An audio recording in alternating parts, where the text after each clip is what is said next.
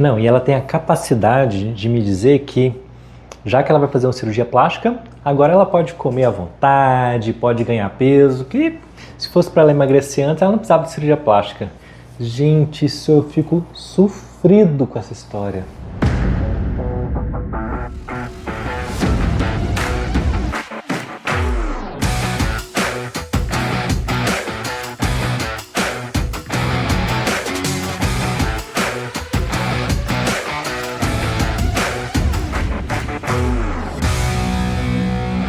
Vamos lá, o tema de hoje é emagrecimento antes da cirurgia plástica. É necessário? É algo obrigatório? Como que funciona isso em relação a resultados e segurança do paciente?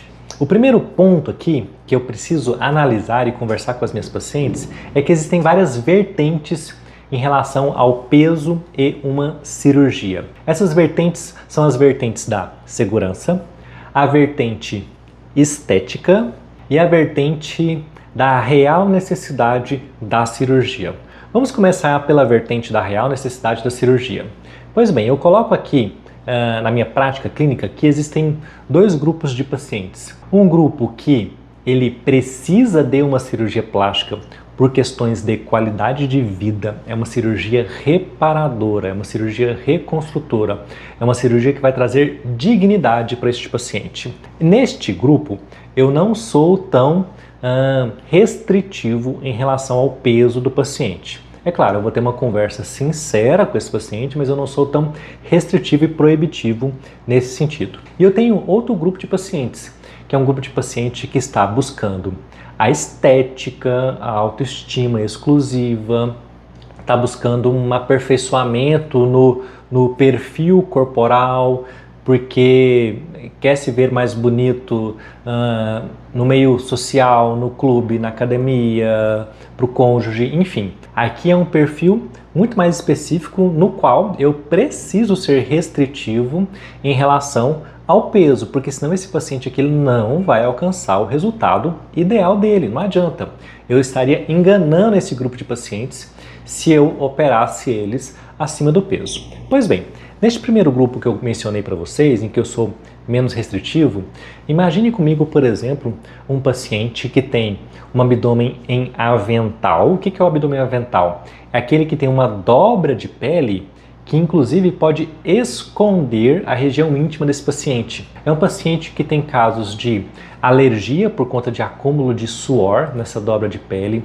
É um paciente que pode ter casos de micoses ou fungos por conta do aumento de umidade nessas dobras de pele. É um paciente que não consegue ter uma relação sexual ou por dificuldade mecânica ou mesmo por uma extrema baixa autoestima.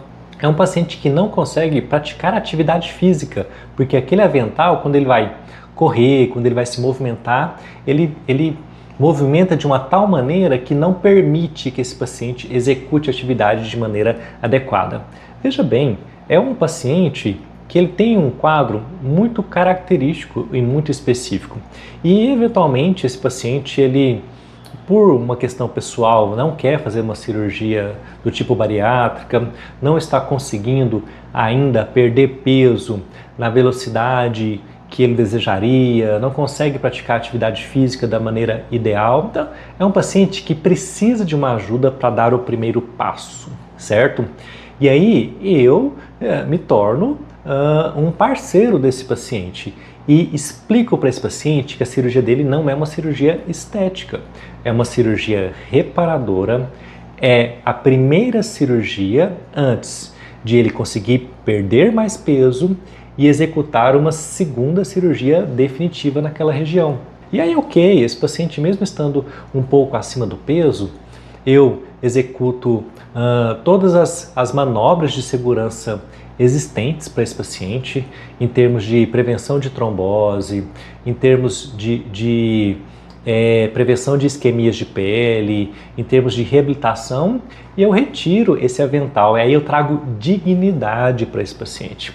É um paciente que depois vai conseguir ter acesso à sua região íntima. Olha que coisa básica, que a gente não presta atenção no dia a dia, mas existem casos assim.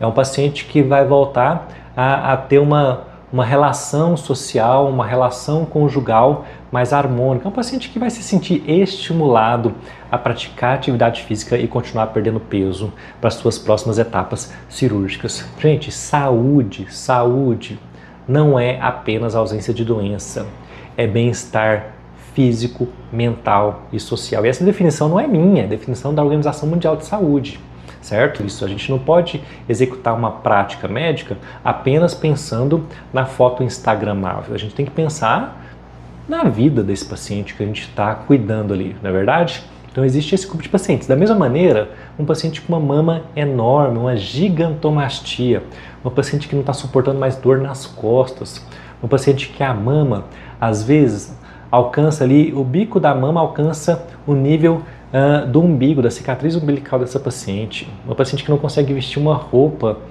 sem que fique esse volume lateral da mama encostando no braço, enfim. Como que a gente não cuida dessa pessoa? Como que a gente simplesmente vira para essa pessoa e fala: não, eu só te opero depois que você perder 10, 20, 30 quilos, senão se vira para lá. Como que eu faço isso com essa pessoa? Eu preciso trazer dignidade, qualidade de vida para ela. É o mundo ideal? Não é o mundo ideal, mas é um mundo um pouquinho melhor se eu ajudar esse paciente, não é verdade?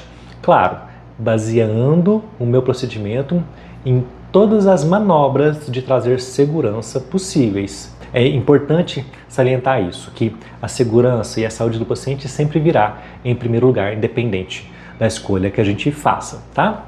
Agora, vindo por outra vertente, paciente que quer ficar chapado, barriguinha trincada, barriguinha esticadinha, quer colocar um biquíni pequeno, ir para o clube, ir para a academia, aí esse paciente ele precisa atingir um peso ideal, ele precisa estar com uma dieta adequada, ele precisa estar fazendo atividade física, porque esse paciente está buscando estética.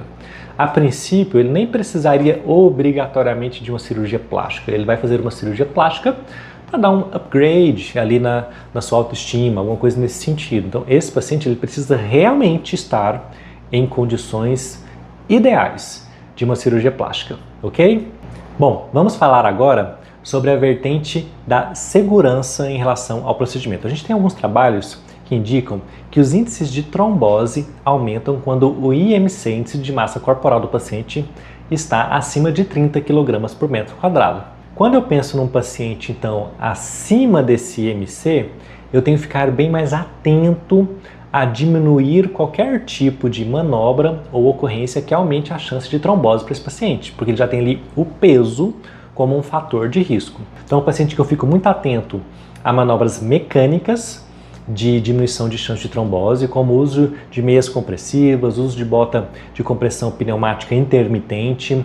É um paciente que precisa caminhar, precisa se movimentar precocemente. É um paciente que não pode ser submetido a uma cirurgia muito longa. Então é um paciente que não dá para fazer associações de cirurgia longas. E aí a gente precisa jogar tudo isso numa balança que envolve riscos e benefícios da cirurgia para eu determinar se esse paciente pode operar ou não. Já conversei ali sobre a questão da necessidade cirúrgica. Em sendo um paciente com uma necessidade não tão evidente, eu posso trazer mais à tona a questão da segurança para esse paciente, certo? Pacientes que têm menor peso tornam a cirurgia mais rápida, tornam o resultado mais interessante e tornam a cirurgia mais segura. É preciso enfatizar isso para os nossos pacientes. O paciente, se ele priorizar e se ele quiser uma estética o melhor possível, ele tem que me dar um produto de trabalho melhor possível também. O que eu quero dizer com isso?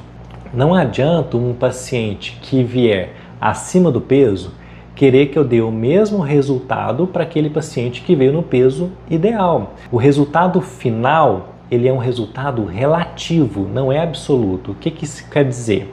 Quer dizer que eu vou melhorar aquilo que você vai me entregar. Se você me entrega um produto com IMC maior, eu vou melhorar e eu vou dar um resultado proporcional àquilo que eu recebi. E é por isso que a gente enfatiza tanto no nosso consultório que a lipoescultura, a abdominoplastia, cirurgias de contorno corporal não estão aí para emagrecer o paciente. A nossa função ali é dar contorno corporal, a gente melhora o contorno corporal, mas a gente não emagrece o paciente. O paciente ele tem que emagrecer antes da cirurgia. E o ponto aqui, emagrecer depois da cirurgia, vale a pena? Até um certo ponto, ok. Se o paciente ele perde muito peso após a cirurgia, é preciso que ele tenha noção que ele vai ter como resultado final disso flacidez de pele, certo? Então, se ele perde depois da cirurgia ali, não sei, 5 a 10% do peso corporal, tá ok, a pele ainda consegue retrair desse nível de perda e vai ficar legal. Se ele for perder muito mais do que isso, ele tem que levar em conta que ele vai ter alguma flacidez de pele residual, porque a gente ajustou a pele do paciente na nossa cirurgia àquele peso do momento, certo? Concluindo, peso é relativo. Existem alguns casos que a gente permite operar um paciente acima do peso ideal. São casos muito peculiares, muito específicos. A segurança tem que estar sempre em primeiro lugar, mas também a saúde e qualidade de vida mental, social do paciente a gente tem que considerar e a gente tem que olhar cada caso de forma muito carinhosa, de forma muito respeitosa. A gente entende que nem todo paciente vai conseguir perder peso na sua cirurgia e muitas vezes aceitar esse peso um pouquinho acima da média do padrão social pode ser até mais saudável do que utilizar todas essas medicações, seja Ozempic, Mounjaro, sei lá, tem tanta coisa aí já no mercado que eventualmente pode trazer uma mudança hepática, endocrinológica, enfim, a gente não sabe ao certo as consequências do uso dessas medicações, então a gente tem que equalizar tudo isso daí na vida do paciente e indicar o que for melhor para cada um. Bom, se você gostou desse conteúdo, se eu conseguir esclarecer um pouquinho sobre esse tema que machuca tanto vários pacientes, deixa aí o seu like, se inscreva nesse canal, nos ajude a produzir mais conteúdo. Também me siga nas outras redes sociais e deixa aqui nos seus comentários. Você teria coragem de fazer uma cirurgia plástica acima do peso ou você esperaria, aguardaria o momento ideal para você potencializar o seu resultado? Deixe nos comentários que eu vou ficar bem feliz em saber. Um grande abraço para todos vocês.